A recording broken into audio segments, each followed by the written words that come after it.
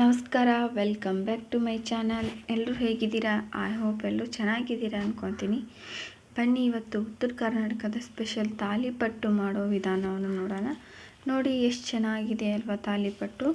So ನೀವು ಕೂಡ ಇದೇ ರೀತಿ ಮನೆಯಲ್ಲಿ ಟ್ರೈ ಮಾಡಬೇಕಾ? ಹಾಗಾದರೆ ವಿಡಿಯೋನು ಸ್ಕಿಪ್ ಮಾಡದೆ ಕೊನೆವರೆಗೂ ನೋಡಿ.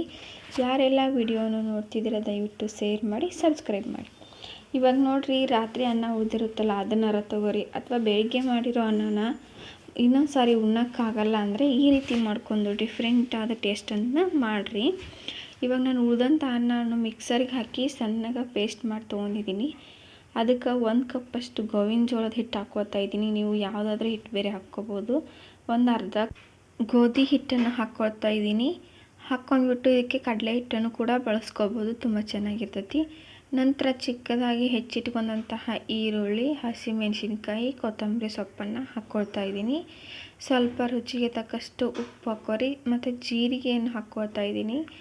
ಸ್ವಲ್ಪ ಅರಿಶಿನ ಮತ್ತು ಸ್ವಲ್ಪ ಅಚ್ಚ ಖಾರದ ಪುಡಿ, ಈ ಎಲ್ಲವನ್ನು ಹಾಕಿ ನಾವು ಚೆನ್ನಾಗಿ ನಾದ್ಬಿಟ್ಟು ತೊಗೋಬೇಕು. ಇದನ್ನು ಚಪಾತಿ ಮಾಡೋ ಹಿಟ್ಟಿನ ಹದ ಇರುತ್ತಲ್ಲ, ಸೊ ಆ ರೀತಿ ಇದ್ದರೆ ಸಾಕು. ಇದು ನಾವು ಇದಕ್ಕೆ ನೀರು ಹಾಕುವಂಥ ಅವಶ್ಯಕತೆ ಇಲ್ಲ, ಯಾಕಂದರೆ ಆಲ್ರೆಡಿ ನಾವು ನಾದಿರೋ ಹಿಟ್ಟಲ್ಲಿ ನೀರು ಇರೋದರಿಂದ ನಾವು ಇದರಲ್ಲೇ ನಾವು ಹಿಟ್ಟನ್ನು ನಾದ್ಕೋಬೋದು.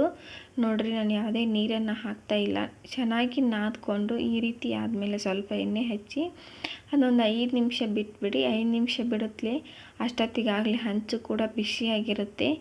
ಯಾವುದಾದ್ರೂ ಒಂದು ಹಾಳೆಯನ್ನು ತೊಗೋರಿ, ಪ್ಲಾಸ್ಟಿಕ್ ಹಾಳೆ ಇಲ್ಲ, ನಿಮ್ಗೆ ಯಾವ ರೀತಿ ತಟ್ಟಕ್ಕೆ ಸಾಧ್ಯ ಆಗುತ್ತಾ ಆ ರೀತಿ ತೊಗೊಂಡು ಇದನ್ನು ಚಿಕ್ಕದಾಗಿ ಉಳ್ಳೆ ಮಾಡ್ಕೊರಿ. ನಿಮ್ಗೆ ತಾಲಿಪಟ್ಟು ಯಾವ ಸೈಜಲ್ಲಿ ಬೇಕು ಅಷ್ಟು ಸೈಜಲ್ಲಿ ನೀವು ಇದನ್ನು ತೊಗೊಂಡ್ಬಿಟ್ಟು ನೀವು ತಾಲಿಪಟ್ಟನ್ನು ತಟ್ಕೋಬೋದು. ಇಲ್ಲ ಡೈರೆಕ್ಟ್ ನೀವು ಹಂಚ್ ಮೇಲೆ ತಟ್ಬೋದು, ಬಟ್ ಆದರೆ ಹಂಚ್ ಮೇಲೆ ತಟ್ಟಿದರೆ ಸೇಪ್ ಚೆನ್ನಾಗಿ ಬರಲ್ಲ ಮತ್ತು ದಪ್ಪ ಆಗುತ್ತೆ.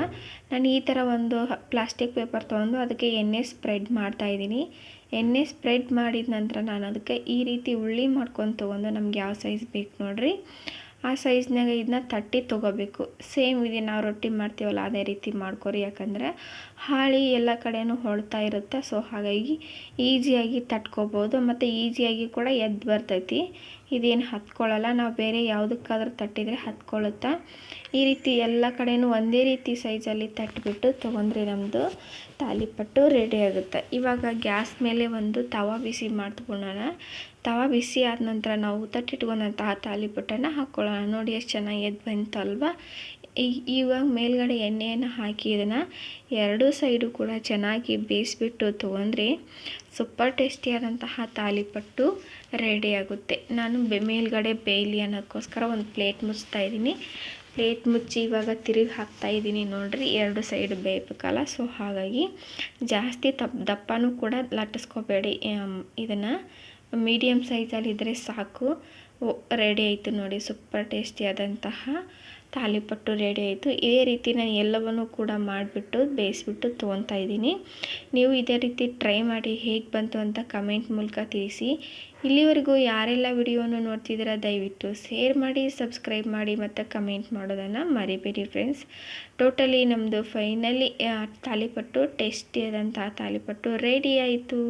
ಇವಾಗ ಟ್ರಿಕ್ಸ್ ನೋಡುವಂತಹ ಸಮಯ. ಟ್ರಿಕ್ಸ್ ಏನಪ್ಪ ಅಂದ್ರೆ, ರ್ಯಾಂಬೋ ಕಲರ್ ಅಥವಾ ಕಾಮನಬಿಲ್ಲಿನ ಕಲರ್ ಯಾವುವು ಅಂತ ನೆನಪಿಟ್ಕೊಳ್ಬೇಕಾದ್ರೆ ರಾಯ್ GB 4th ಸ್ಟ್ಯಾಂಡರ್ಡ್ ಅಂತ ನೆನಪಿಟ್ಕೋಬೇಕು. Roy GB 4th standard. R ಅಂದ್ರೆ ರೆಡ್ ಕಲರ್, O ಅಂದ್ರೆ ಆರೆಂಜ್ ಕಲರ್, Y ಅಂದ್ರೆ ಯೆಲ್ಲೋ ಕಲರ್, G ಅಂದ್ರೆ ಗ್ರೀನ್ ಕಲರ್, B ಅಂದ್ರೆ ಬ್ಲೂ ಕಲರ್, I ಅಂದ್ರೆ ಇಂಡಿಗೋ ಕಲರ್, V ಅಂದರೆ ವೈಲೆಟ್ ಕಲರ್. ಸೊ ಈ ರೀತಿ ನಾವು ನೆನಪಿಟ್ಕೊಂಡ್ರೆ ಕಾಮನಬಿಲ್ಲಿನ ಎಲ್ಲ ಬಣ್ಣಗಳನ್ನು ನಾವು ಈಸಿಯಾಗಿ ನೆನಪು ಮಾಡ್ಬೋದು. ಅದ್ರಾಗ ರೆಡ್ ಕಲರ್ ಜಾಸ್ತಿ ಉದ್ದದ ತರಂಗವನ್ನು ಹೊಂದಿರ್ತೈತಿ. ಅಂದ್ರೆ ಅದು ಎಷ್ಟು 700 nmನಷ್ಟು ಉದ್ದ ಇರ್ತೈತಿ. ಸೊ ಕಡಿಮೆ ಅಂದರೆ ಶಾರ್ಟ್ ಅಂದರೆ ವೈಲೆಟ್ ಕಡಿಮೆಯಾಗಿ ಗೋಚರಿಸ್ತೈತಿ ಅಂತ ಹೇಳ್ಬೋದು. ಈ ರೀತಿಯಾಗಿ ನಾವು ಈಸಿಯಾಗಿ ನೆನಪಿಟ್ಕೊಳ್ಬೋದು. ಇದೇ ರೀತಿ ಹಲವಾರು ವಿಡಿಯೋದಲ್ಲಿ ಸಾಕಷ್ಟು ನಾನು ಟ್ರಿಕ್ಸನ್ನು ಕೊಟ್ಟಿದ್ದೀನಿ. ಯಾರೆಲ್ಲ ಆ ವಿಡಿಯೋನು ನೋಡಿಲ್ಲ ಹಿಂದಿನ ವಿಡಿಯೋನು ನೋಡಿ. ಇಲ್ಲಿವರೆಗೂ ನೋಡಿದ್ದಕ್ಕಾಗಿ ಧನ್ಯವಾದಗಳು.